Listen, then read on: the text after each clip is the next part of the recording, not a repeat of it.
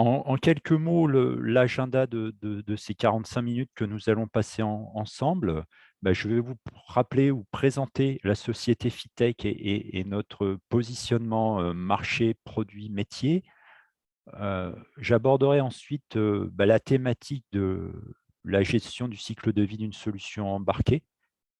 Et puis ensuite, Christophe vous détaillera des technologies que nous pouvons mettre en œuvre et que nous vous proposons avec nos produits pour ces mises à jour logicielles et gestion à distance.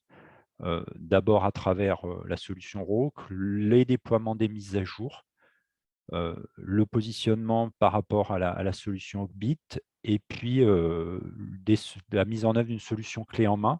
Et enfin, ce que nous proposons à travers un kit de développement dédié à la mise à jour avec la solution Connective Device Suite. Cette présentation sera agrémentée de démos que Christophe réalisera pendant ce webinaire. Et puis nous terminerons par une session de questions-réponses. Quelques mots sur Fitech. Fitech, on existe depuis 34 années. Notre positionnement est le suivant. Nous proposons des solutions cœur calculateur à microprocesseurs, ce qu'on appelle plus communément sur le marché des sommes. Ces 34 années ont entraîné une réelle expertise sur ces produits, aussi bien en termes de solutions que nous pouvons vous proposer que de technologies par rapport au cœur de nos produits. Cette compétence est complétée par une compétence autour de la vision embarquée. Aujourd'hui, Fitech, c'est presque 400 collaborateurs, dont 40% d'ingénieurs et techniciens. Des solutions développées et produites dans notre usine de fabrication en Allemagne, à Mayence, au bord du Rhin. Et on va trouver, le groupe déploie 4 filiales à l'étranger, aux États-Unis, en France, donc l'équipe que vous avez aujourd'hui auprès de vous. Nous sommes basés à Ciel-Guillaume, en Chine et en Inde. Qu'entend-on par somme chez Fitech? On entend effectivement un cœur calculateur à base de microprocesseurs. C'est un petit CI imprimé de quelques centimètres sur quelques centimètres, où on va retrouver un processeur aujourd'hui à base de technologie ARM, mono ou multicœur, souvent associé à un microcontrôleur, des composants connexes qui permettent de faire fonctionner ce cœur calculateur, de la mémoire, du stockage autour de la flash, des interfaces de connectivité, Ethernet, Wi-Fi, Bluetooth, et le tout dans une démarche de conception robuste et éprouvée, avec du signal rapide, un PCB émis-résistant, du PCB multicouche, des interfaces du module somme qui sont soit connecteurs, soit BGA selon les déclinaisons. Le tout va être associé pour le développement, dans le cadre d'un kit de développement, avec une single board computer, donc le somme associé à sa carte d'accueil, qui va permettre de disposer des interfaces avec tous les niveaux électriques qui vont permettre de le mettre en œuvre dans un environnement I/O multiprotocole ou industriel. C'est une solution prête à l'emploi, aussi bien prête à l'emploi en termes de développement que pour certains projets en termes de production. La solution est pérenne. Aujourd'hui, on s'adosse à la pérennité que proposent les fournisseurs de processeurs entre 10, 12 à 15 ans. Cette solution somme peut être complétée par des cartes additionnelles qui vont permettre de disposer de fonctions spécifiques ou d'interfaces particulières, en particulier dans le domaine de la vision, avec nos produits caméra, de l'intelligence artificielle, de la reconnaissance vocale. On propose également des modules RF Wave qui permettent de développer des solutions IoT à basse consommation. Et puis, on est force de proposition sur des solutions écran. Nos produits sont animés par des BSP Linux Yocto fournis en standard, mais on a aussi la possibilité de répondre sur certaines des plateformes à des environnements plus spécifiques, en particulier autour de QNX ou de VxWorks.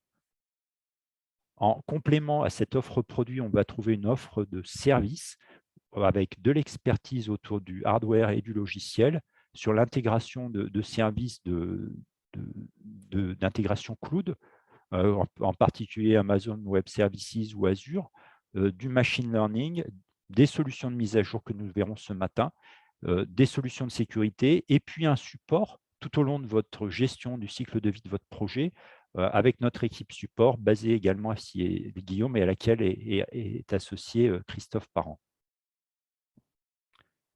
Qu'entend-on par mise à jour et gestion à distance du logiciel d'un produit pour le faire évoluer, pour le faire vivre? Quelque part, votre produit est disponible sur le marché, il est déployé, vous avez réussi cette mise sur le marché, cette commercialisation de produit. Très souvent et de plus en plus, il y a une nécessité d'être agile sur la prise en compte de nouvelles fonctionnalités, de nouveaux besoins et puis aussi, prendre en compte malheureusement et c'est un peu la lie de ces objets interconnectés que sont désormais nos produits, des corrections de bugs, voire des réponses à des contraintes ou des failles de sécurité. Donc aujourd'hui, il faut prendre en compte cette dimension-là dès la conception du produit. Donc ça véhicule des enjeux forts qui sont de répondre aux besoins du cycle de vie des produits embarqués. Comment mon produit va vivre dans le futur, sachant qu'il est souvent, intégré dans une armoire ou dans un système, plus ou moins complexe ou enfoui et il faut avoir la possibilité de le mettre à jour et surtout de mettre à jour son logiciel. Pour ça, on dispose d'outils qu'on va pouvoir vous proposer, vous présenter ce matin pour réaliser ces mises à jour. Quelque part, cette thématique reste et devient un défi et une préoccupation majeure dans le cadre du développement d'un produit.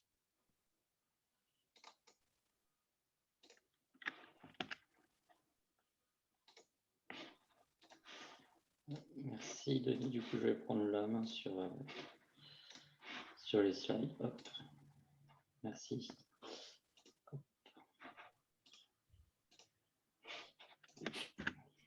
Donc, Denis, vous parlez de solutions de mise à jour. Donc Fitech utilise une des solutions pour nos cartes, nos modules à microcontrôleurs, donc en l'occurrence ROC.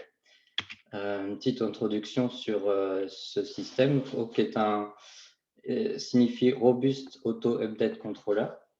Donc, il a été développé par Pingutronics, qui est à l'origine de Berbos PTX10. Donc, ça a commencé le développement en 2017. Donc, suite à en fait, avoir travaillé beaucoup sur des systèmes de mise à jour pour différents types de projets. Donc, ROC est venu en fait pour fournir une base solide, générique et bien testée pour les différentes exigences de mise à jour de Linux, de systèmes embarqués Linux. Donc, il se veut du coup secure by design, robuste et flexible, donc pour s'adresser à différents systèmes. Donc, c'est un client de mise à jour qui est léger, donc qui tourne sur cible, mais c'est aussi un outil qui tourne sur PC hôte, donc pour créer, inspecter, modifier des modules d'installation qu'on appelle dans le jargon update artefact. Donc, il est intégrable grâce à des build systèmes tels que Yocto que Fitech utilise via la méta ROC ou d'autres build systèmes comme PTX10, Buildroot. Et donc, nos BSP Fitech sont prêts à l'emploi pour ROC avec les manuels d'utilisation qui vont de pair. Alors, pour rentrer un petit peu dans le sujet, ROC, pour comprendre un peu, il y a deux notions, la notion de redondance et d'atomicité. Donc, pour la redondance, c'est s'assurer que le système en cours d'exécution ne peut pas être perturbé ni endommagé par une mise à jour. Donc, par exemple, une coupure de courant, une coupure du réseau Internet. Donc, pour cela, on double les partitions, donc, comme le rootfs, le kernel, le device tree ou les partitions applicatives. Donc, ça nécessite quand même d'avoir assez de mémoire pour stocker tout ça. Et l'atomicité, c'est donc le fait de pouvoir mettre à jour entièrement donc sans être perturbé par un autre programme, donc pour que la mise à jour se passe bien. Donc, pour la redondance, on a différentes architectures, soit symétriques, donc on parle de système AB, donc avec des systèmes identiques. Donc là, on s'assure que s'il y a un problème suite à la mise à jour d'un rootfs, par exemple, qu'on puisse rebasculer sur le système B, qui lui fonctionne toujours et qui permettra de redémarrer le système normalement. Ou bien on a, au contraire du symétrique, on a l'asymétrique où là, on ne fait pas de redondance 100% du rootfs, on utilise pour cela une partition rescue, simplement pour pouvoir démarrer au minimum le système. Donc pour ça, celui qui gère le démarrage, c'est donc le bootloader. Et donc, quand le système s'exécute sur la partition A, la mise à jour se fait du coup par le système sur le système B. Et lorsque on s'est assuré que le système B fonctionne, le bootloader, lui, du coup, va démarrer ensuite sur le système B. Donc, forcément, le résultat de la mise à jour est valide ou non. Donc, ça, le bootloader doit suivre si, en fonction de 3 tentatives, par exemple, le système ne débarque pas, alors on dit que la mise à jour a échoué et du coup, on reste sur le système A. Donc, ce qui assure du coup la robustesse du système. Donc, dans Rock, on parle aussi de bundles. Donc, c'est un format bien défini d'artefacts de mise à jour. Donc, il y a trois principaux formats, mais là, je ne vais pas rentrer dans les détails, sachant que par défaut, c'est le format plain en fait, qu'on utilise. Donc, on voit ici sur la droite à quoi ressemble un bundle, donc il contient des images du bootloader, par exemple, des kernels, du device tree, et sous un format bien spécifique que Gros peut installer directement en mémoire. Il peut aussi utiliser des archives qui sont compressées, comme le rootfs, et lui vient l'installer à partir de cette archive. Le bundle contient également un manifeste, donc un format ROCM, qui liste les images installées, les options, donc informations, donc la taille et le checksum des images, ainsi que des scripts qu'on appelle hooks, qui peuvent être exécutés avant, pendant ou après l'installation. Donc on surnomme hooks. Donc, ils permettent de customiser le système, comme par exemple reconfigurer un serveur de mise à jour. Donc, ce bundle, donc ces images sont compressées et ce manifeste sont compressés dans ce qu'on appelle un format squashfs, supporté par le kernel Linux, donc un format compressé. Et finalement, un bundle, c'est obligatoirement signé pour des questions de sécurité avec l'utilisation de la norme X109 et de la librairie OpenSSL, donc, que je vais décrire un peu plus tard. Ensuite, on parle de notion de slot, c'est tout ce qui peut être mis à jour. Donc un système entier, une partition, un volume, un fichier. Par exemple, le rootfs, une partition applicative ou de données. Et ça, c'est configuré dans un fichier sous etc.rocksystem.conf. Donc, ce fichier est vraiment essentiel car il définit quelles partitions peuvent être mises à jour, par quel bootloader est utilisé par le système et quel script on peut associer à ces mises à jour. Donc là, on parle de handlers, donc c'est des scripts qui sont compris dans le système, qui sont dans la mémoire du système et non pas dans les bundles. Donc, ils customisent aussi les mises à jour. Mais c'est des customisations qui restent inchangées tout au long au fur et à mesure des mises à jour, contrairement aux hooks. Ainsi, le slot ont également des checksums. associés aux images et aux archives. Donc, c'est stocké dans un fichier de statut qui peut être soit un fichier de statut par slot, soit un fichier central. Enfin, les slots, donc comme un route-fs ici, ou l'application, sont regroupés dans des slots, ce qui permet de faciliter, de les regrouper et faciliter les mises à jour. Donc, on peut associer un groupe de slots à un système A, par exemple, et un autre à un système B. Et ainsi, le bootloader va choisir lequel de ces groupements de slots il va démarrer. Configuration du système. Donc, pour utiliser Rogue, il faut un système partitionné. Donc, c'est ce qu'on fait dans nos BSP Fitech. On a besoin de partitionner la mémoire d'une certaine façon. Donc, il y a deux façons. En fonction du type de mémoire, le partitionnement va être différent. Donc, pour l'IMMC, par exemple, on a la possibilité de aussi mettre à jour le bootloader, contrairement à la NAND. Ceci est dû au fait que l'IMMC a une zone mémoire réservée pour ce qu'on appelle la boot area. On a deux boot area possibles, donc pour un système A et un système B. Donc, sur la IMMC, on a, comme pour la NAND, une partition de config qui là contient des fichiers qui devront rester inchangés pendant les mises à jour. Et ensuite, on voit bien nos deux systèmes redondants A et B avec donc une partition boot qui va contenir le Linux et le device tree et le rootfs.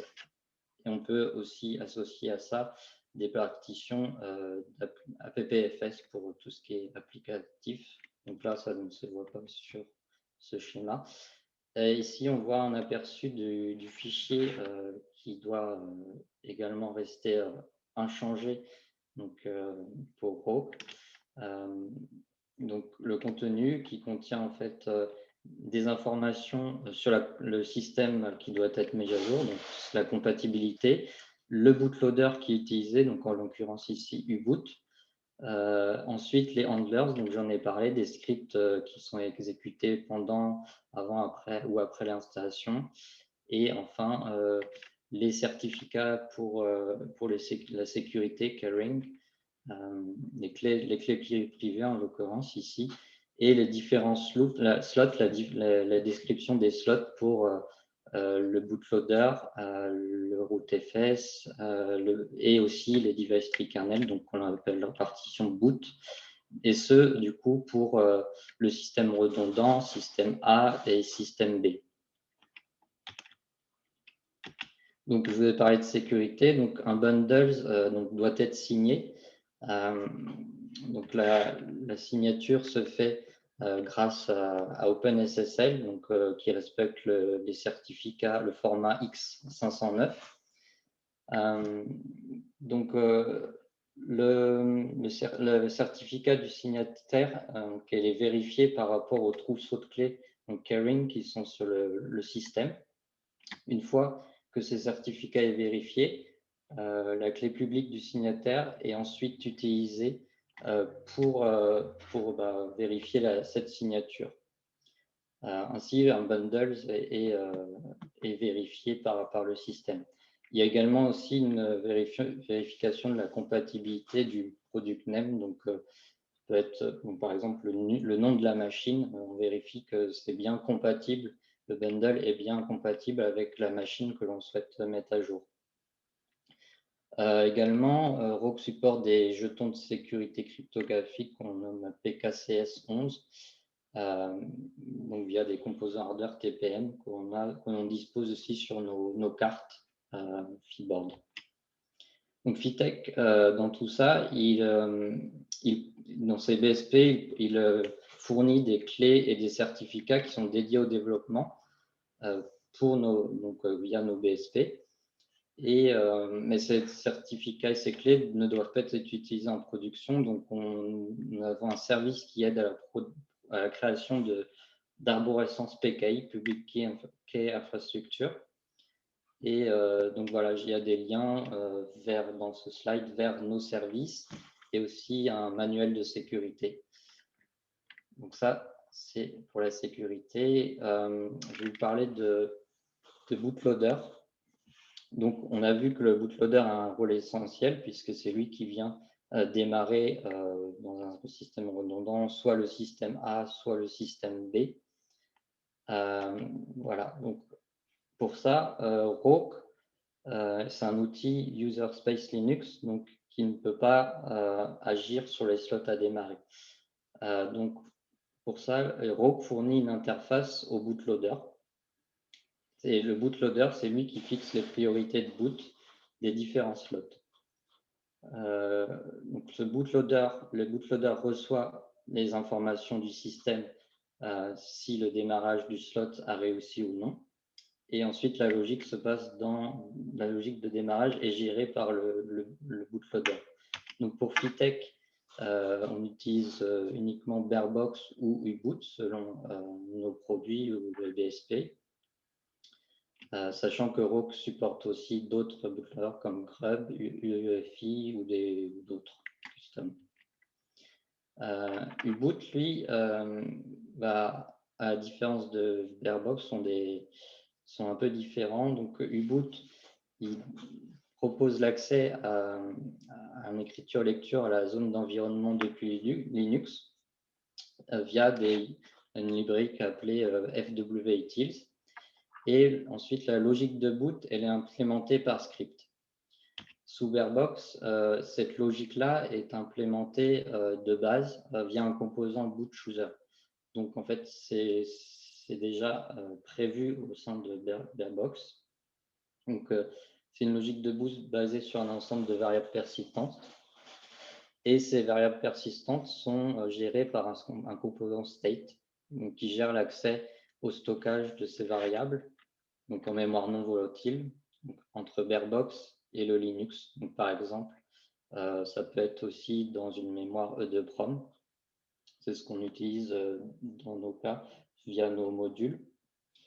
Et pour ça, il s'appuie aussi sur une autre librairie qui est pour Barebox DTUtils. Donc, comme je disais, Rogue propose des interfaces et ces interfaces sont notamment le statut qui dit mark good, mark bad, qui indique si le démarrage s'est fait correctement ou non. Donc, pour utiliser Rogue, c'est un outil pour cible, donc service chargé de l'installation des mises à jour. Donc, c'est un outil en ligne de commande, en première intention. Donc, on peut l'utiliser en ligne de commande pour avoir des infos sur un bundle, par exemple, l'installer avec Rogue Install ou avoir des statuts sur l'état du système Rogue avec la commande Rogue Status. C'est un outil donc, qui tourne sur machine haute pour créer, inspecter et modifier des bundles. Donc, nous, avec nos BSP Fitech, c'est intégré via la méta Rogue et on peut créer très facilement des bundles via la commande bitbake pour différentes images. Donc, en général, qui terminent ces images spécifiques pour bundle, on les identifie par -bundle. Donc, ainsi, on génère des fichiers, les bundles, donc au format ROCB, qui intègrent des manifestes ROCM. Et on peut ici voir le contenu d'un manifeste donc, qui liste les différentes partitions, des informations sur le bundle, donc la compatibilité avec les cartes. Donc ici, c'est une Fibor Police, identifiée avec un numéro derrière, Police. Ensuite, une version forcément de mise à jour, une description de la mise à jour. Et pour chaque slot, on a un checksum, une taille et un nom associé. Donc le rootfs, par exemple, on a une archive qui doit être installée par Rock. Pour le boot, ça contient en fait le kernel le device tree, et donc c'est sous un format point image qui est compressé. Alors, déploiement des mises à jour. Solution possible avec Rope via support de stockage, donc USB. Donc, ça permet de décentraliser des mises à jour sans accès au réseau. Donc, c'est des systèmes qui sont un peu contraints. Donc, ça marche automatiquement via Rope, c'est natif, notamment via l'utilisation de système D pour déclencher des mises à jour de façon automatique lorsqu'on insère une clé USB. L'autre solution, c'est via serveur de déploiement. Donc, c'est utile quand on a un grand nombre de dispositifs qui doivent mettre à jour, qu'on a un accès difficile au système. Donc, ça peut se faire soit vers une liaison Ethernet, soit par Wi-Fi. Donc, on parle de over the air. Pour ça, il faut des serveurs de déploiement. Donc, il en existe des open source pour Rogue. Donc, on a notamment Eclipse Orbit, que je vais vous décrire juste après. Ou alors, on a aussi des clients qui fonctionnent avec AWS IoT et non UParat. Donc, Eclipse Orbit. Donc, c'est un serveur de mise à jour, comme je vous disais, et c'est une solution de back-end indépendante du domaine. Pour le déploiement de mise à jour, logiciel sur des périphériques qu'on dit at the edge ou des gateways qui sont connectés sur IP. Cette solution permet d'avoir un référentiel de mise à jour et de cible également. Et donc, ça gère tout ce qui est déploiement de mise à jour et on peut surveiller et avoir des rapports suite aux mises à jour. Rockbit Updater est essentiel pour faire en fait l'interface. Donc, c'est un composant qui tourne sur la cible, qui est exécuté sur la cible et qui fait l'interface entre l'API du Eclipse Rockbit, qui est une API REST qui s'appelle Direct Device Integration, et Rogue, qui s'appuie sur un DBus API. Donc c'est une version, la version updater, c'est des lignes de commande et c'est aussi un démon qui est exécuté. Et c'est un programme qui est en langage C. Il existe une version Python qui s'appelle Rockbit Client qui fournit une librairie Python. Donc tout ça, c'est prêt à l'emploi dans nos BSP. Donc, je vais passer maintenant à la partie démo. On va essayer de déployer un bundle sur ma carte FICOR Fibord Police, donc qui est équipé d'un module FICOR IMX8M Mini, donc via réseau local d'abord. Donc pour ça, je vais utiliser Orbit. La carte j'ai une liaison série UART qui est connectée à mon PC. Et un LAN pour une liaison Ethernet avec une IP fixe sur ma carte et une IP fixe sur mon PC. Et donc, je vais utiliser l'interface Ogbit. Donc, je vais tout de suite basculer. J'espère qu'on voit bien mon écran. Donc là, j'ai ma cible qui est connectée. J'ai mon terminal, donc j'accède directement à la cible. Donc là, je vous affiche un petit peu sous Ogbit. Je suis donc dans un répertoire qui s'appelle Moonconfig Ogbit, qui contient en fait différentes configs. Donc ma config principale qui va permettre de paramétrer ma liaison avec mon serveur Ogbit. Donc j'ai créé un serveur Ogbit local sur mon PC et on peut le voir ici. Hop, le mot de passe. Voilà, il est sur le port 8080. Donc j'ai ici l'accès au localhost 8080 à l'interface Ogbit. Aussi, je peux vous montrer comment on configure le Hogbit. Donc, j'ai bien spécifié l'adresse IP de mon PC et le port. Et derrière, j'ai indiqué un nom de target et un token. Donc, sous Hogbit, il faut tout d'abord spécifier comment on authentifie la connexion. Donc, par défaut, en développement, on va utiliser des security tokens, mais en production, il vaut mieux utiliser un certificat authentifié parce qu'on peut facilement voler ce token. Donc, pour le déploiement, j'ai créé différentes targets. Donc, on peut aussi les supprimer si on n'en a pas l'utilité. Voilà, j'en avais 3. J'en conserve une. Là, on voit bien que j'ai ma connexion qui est faite avec la date du last poll, donc le dernier message qui a été reçu, et un token. Donc, ce compte name, donc le contrôleur ID et le token doivent être configurés sous ma cible via le fichier config. Donc, on voit bien ici que j'ai bien indiqué le contrôleur ID, FIDEMO, et le numéro de mon token. Donc, la connexion se passe comme prévu. On va essayer maintenant de mettre à jour notre système. Donc, on peut par exemple créer des modules logiciels. Donc là, j'en ai créé un. On fait comme ceci. On peut en créer un autre. Donc, on va les associer à un type OS. Donc, on va faire webinar OS 2, par exemple, une version 1. Tac. Et on peut associer ça à un bundle. Donc, hop, j'en associe un.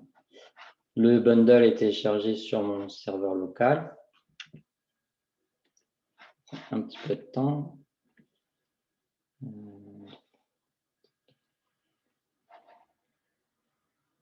Voilà. Donc, j'ai mon OS2, donc, qui est un software module. Et on a sous Hogbit une notion de software module, mais aussi de distribution. Donc là, j'avais créé une distribution de test.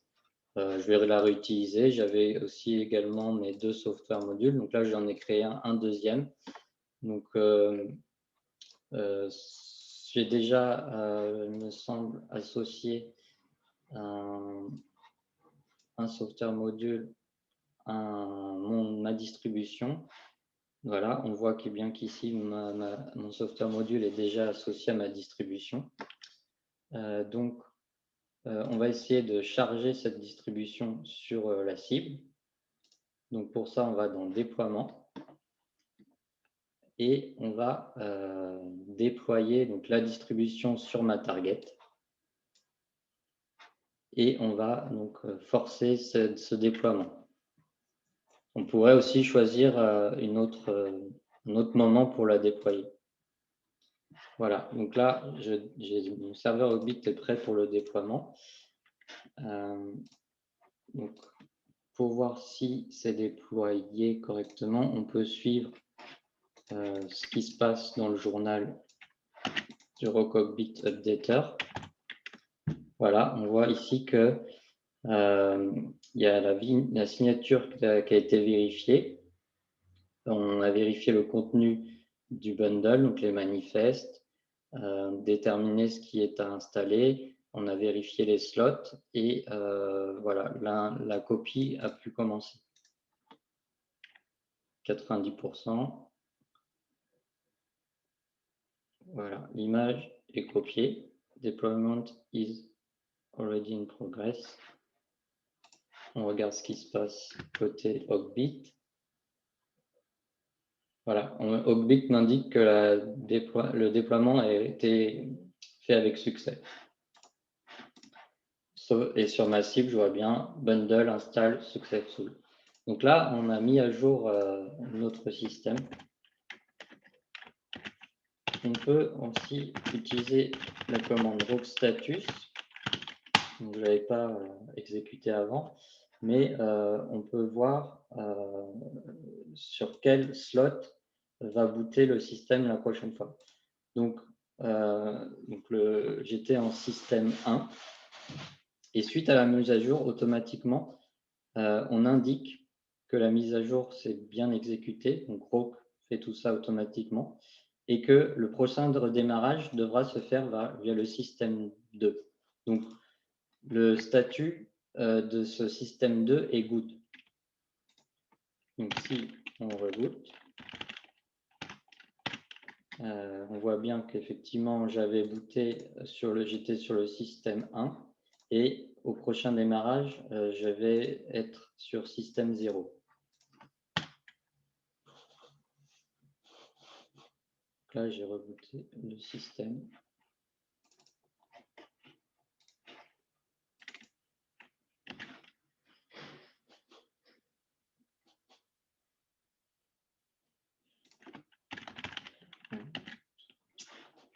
On passe.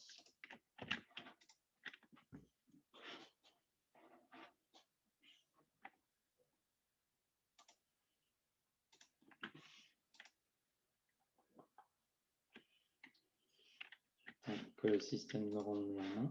Sinon, au niveau de Hawkbit, il y a ce qu'on appelle le rollout qui permet de définir des stratégies de déploiement. Lorsqu'on a beaucoup de systèmes, on peut définir toute une stratégie de déploiement des cibles qui sont sur le terrain.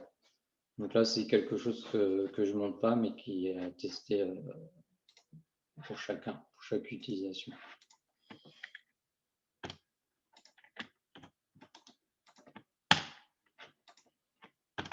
Je suis bloqué dans mon login.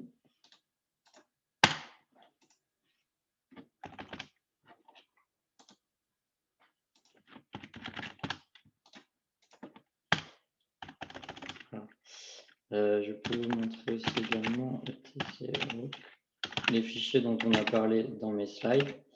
Sous etc Rock, on a bien le système conf et également la clé privée qui permet de décrypter les signatures. Également ici un script un peu spécifique pour donc les scripts qu'on appelle handlers qui permettent d'être exécutés avant, après ou pendant l'installation. Donc voilà, ça c'est la partie démo via Hawkbit.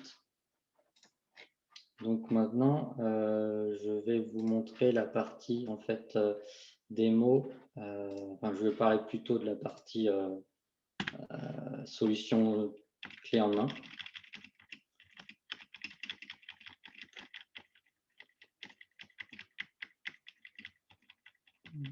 Je reviens où j'en étais.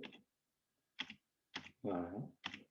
Donc on a, comme avait introduit Denis, on a une partie Conative, une solution qui s'appelle Conative IoT Device Suite. Donc ça, c'est un tableau que je vous laisserai regarder en détail, qui indique en fait qu'on a des solutions à trouver soi-même lorsqu'on veut avoir plein de fonctionnalités différentes concernant les questions de mise à jour, notamment tout ce qui est onboarding du device. Donc je vais vous présenter ça. Et tout ce qui est également forcément hébergement du système, l'accès à distance, voilà, signature des images logicielles, gestion des clés. Vous regarderez ce tableau-là en détail. Donc cette solution vous permet de répondre à pas mal de questions. Donc on va faire une petite démo avec cette solution-là. D'abord, un petit principe de fonctionnement. On a, en fait, ce système propose essentiellement sur des services AWS IoT, donc qui est le cœur du système.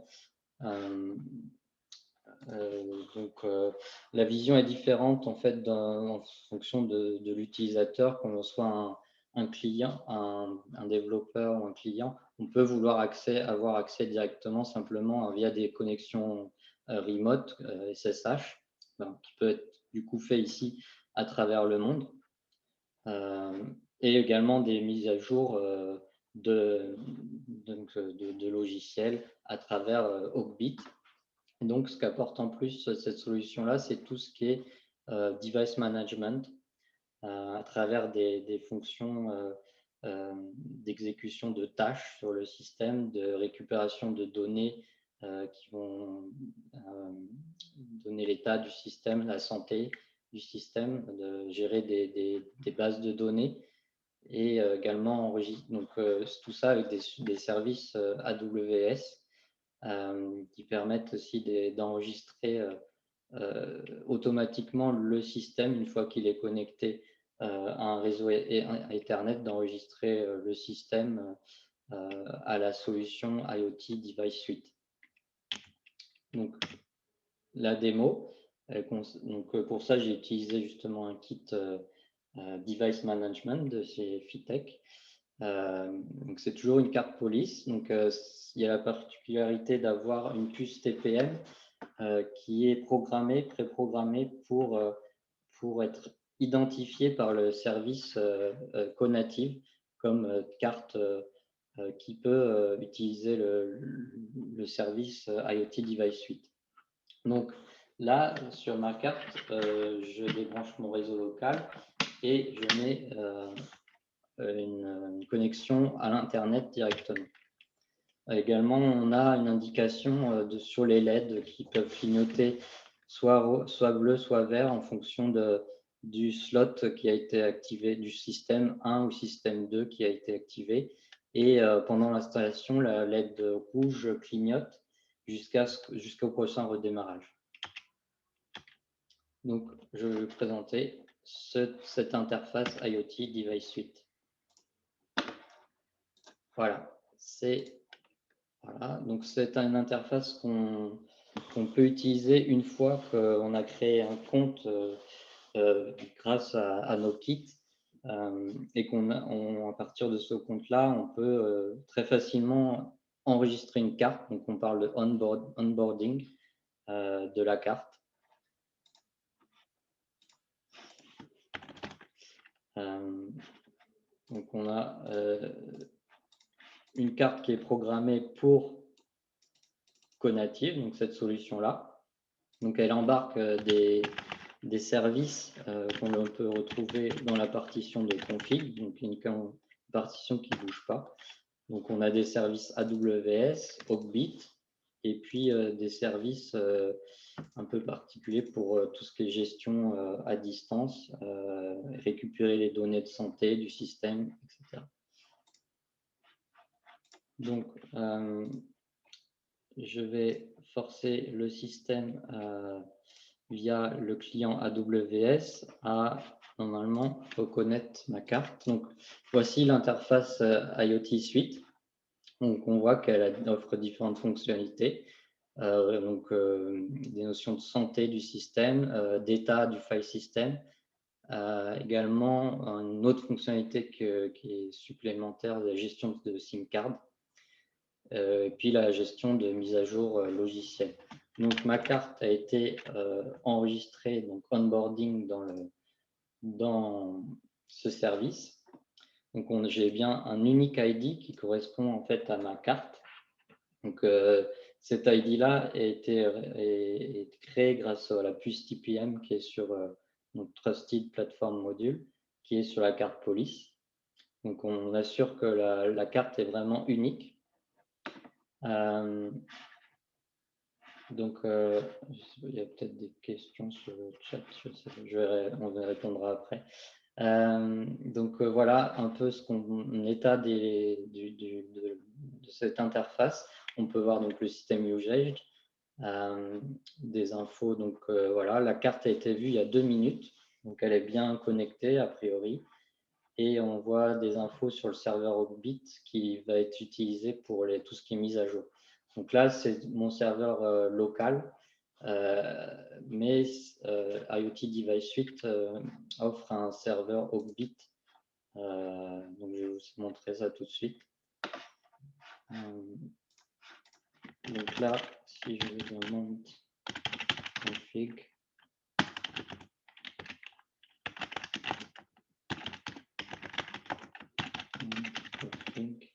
Hogbit.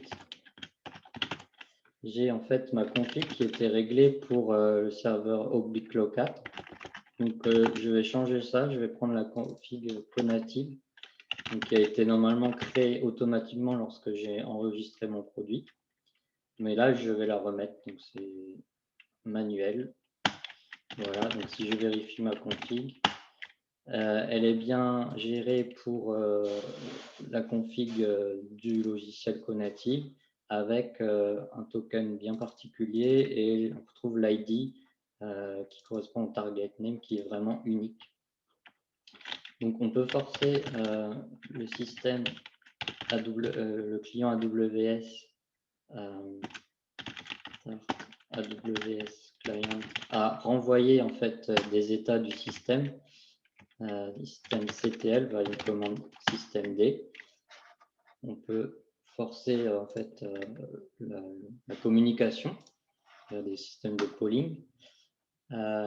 Et je voulais vous montrer du coup que là, normalement, ça devrait changer. Voilà, le Hogbit server a changé. Maintenant, c'est vraiment celui qui est utilisé via ce service IoT Device Suite. Donc, on peut faire des mises à jour, comme on a pu faire via Hogbit. Ces mises à jour sont à déployer sur le serveur Hogbit et puis on peut les gérer à travers cette interface. Donc là, il y en a différentes valides et toute mise à jour est taguée par voilà, une heure, une date, la finalité de la mise à jour, si elle a été finie ou non, si elle a échoué, et également les logs tracent un peu le différents états lors de l'installation. Donc avec toujours cette notion de carte unique est associée également à un utilisateur. On peut rajouter des utilisateurs via cette interface pour lui donner d'accès à avoir toutes les fonctionnalités offertes par cet outil.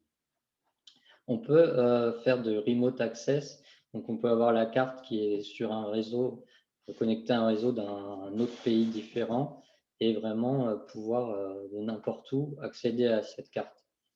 Là, j'ai activé un tunnel. Donc ma carte étant sur un réseau Ethernet, je peux accéder en SSH qui est une SSH Jump Host, qui est une technologie sécurisée pour accéder à une carte à distance. Donc on peut essayer d'accéder à la carte. Voilà le password. Alors le password peut être généré par des tokens uniques. Donc on peut ici générer des tokens uniques, voilà, en des identifiants qui vont servir qu'une fois en fait. Donc ça c'est vraiment quelque chose pour la sécurité. Et là en l'occurrence j'ai pas activé cette option, donc c'est mon passeport de base de ma carte route et l'adresse masque de la carte.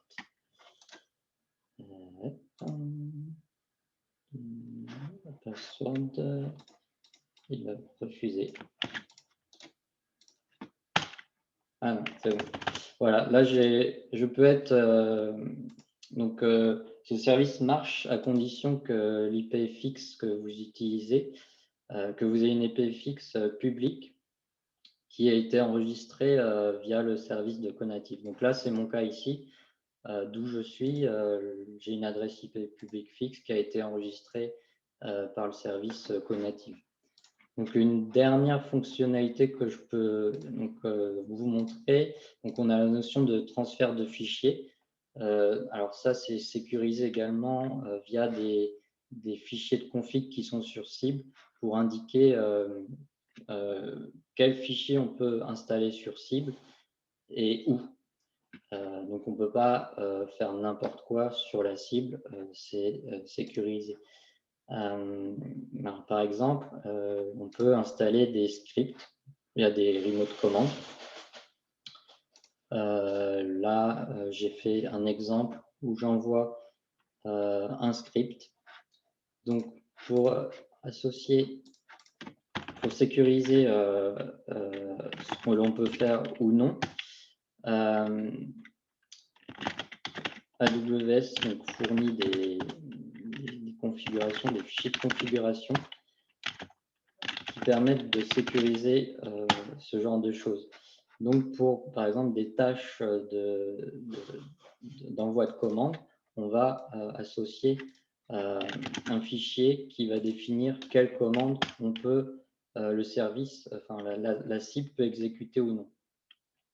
Donc là, par exemple, j'ai créé un script qui vient, que j'ai mis dans ce fichier whitelist, que j'ai indiqué comme correct. Donc ce script-là, il vient simplement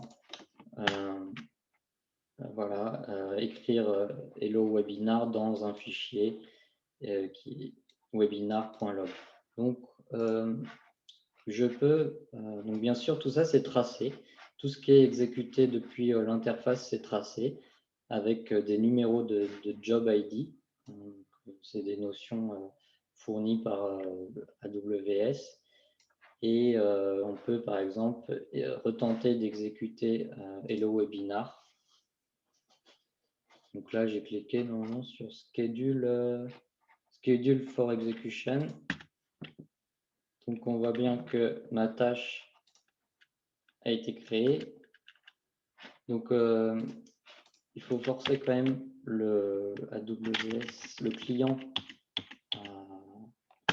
à communiquer avec le service. Donc ça, je pense que ça, c'est configurable ces temps-là. Donc là, pour aller plus vite, on force le client à redémarrer. Donc je reviens dans l'onglet Remote. Voilà, mon script a bien été exécuté selon l'interface succeeded 11h53. Voilà, et donc je peux voir sur cible mon résultat si ça a bien été vraiment exécuté, webinar.log. Effectivement, on a écrit Hello Webinar, service à solution embarquée. Donc, c'est bien aujourd'hui, 9h53. Voilà. Voilà ce que je peux dire sur cet outil. Voilà, je pense qu'on peut passer aux questions maintenant. Merci Christophe pour cette présentation et ces éléments de démo. Alors effectivement, on a eu plusieurs questions pendant que tu faisais ta présentation, donc je vais répondre aux différentes questions parce que je ne suis pas sûr que vous ayez reçu les réponses. Donc déjà, je vais vous envoyer les liens vers les liens que Christophe a cités, ainsi que je pense qu'il faut que tu me libères le partage, Christophe. Ah, tu veux le partager? Ok. À moins que tu aies... Donc, la première question concernait la disponibilité Oups, voilà, pardon, petit problème de partage. Voilà. La disponibilité de RAWC sur nos BSP. Donc, sur tous les BSP IMX, dont IMX8 et 6, vous allez trouver RAWC désormais dans les versions disponibles. Sur le STM32, effectivement, vous l'aurez sur la prochaine release. Donc, ça, c'était la première question. Par rapport à la mise en œuvre des démos de Christophe, bien noter que, comme vous le voyez sur la planche que j'affiche, un kit est disponible dédié à ce type de développement pour mettre en place une gestion de mise à jour à distance ou d'administration à distance du logiciel. C'est un kit autour de la Feedboard Police avec le FICOR IMX8M Mini. Et je vais vous envoyer le lien, il est disponible sur notre site et à la commande pour mettre en œuvre ce type d'opération ou de démarche. Concernant la deuxième question, elle était liée au BSP ou aux façons de mettre à jour. Donc, la question était de savoir si, au même titre que du RAW qui est disponible dans notre BSP Linux, on propose des solutions pour les microcontrôleurs qui sont hébergés désormais dans les processeurs, enfin dans les boîtiers de processeurs que proposent les acteurs désormais, comme dans les iMX8M Mini ou M+, avec les M4 ou M7, ou avec sur le STM32 le M4 associé et d'autres. Aujourd'hui, notre métier, c'est avant tout de proposer une solution CPU ARM en termes de support logiciel, au même titre qu'il y a des chaînes de développement spécifiques pour les microcontrôleurs. On ne propose pas de solution équivalente à RAWC en standard pour mettre en place une démarche de mise à jour du code embarqué dans le microcontrôleur. Et comme souvent à travers du code microcontrôleur, c'est vraiment du spécifique. Alors, vous pourrez le voir sur les réseaux où il y a des solutions qui peuvent être mises en œuvre, mais comme souvent dans le monde du microcontrôleur, il faut mettre en œuvre un développement spécifique pour faire une démarche qui pourrait être équivalente à ce que propose RAWC. Néanmoins, à travers les passerelles qu'il y a entre les processeurs ARM et le microcontrôleur qui est embarqué dans un même processeur au jour d'aujourd'hui. N'hésitez pas à revoir d'ailleurs notre webinaire que nous avons organisé sur le sujet avec le STM32. Il y a des possibilités de mise à jour conjointe ou de mécanismes, mais ils sont à définir au coup par coup ou en fonction de l'application.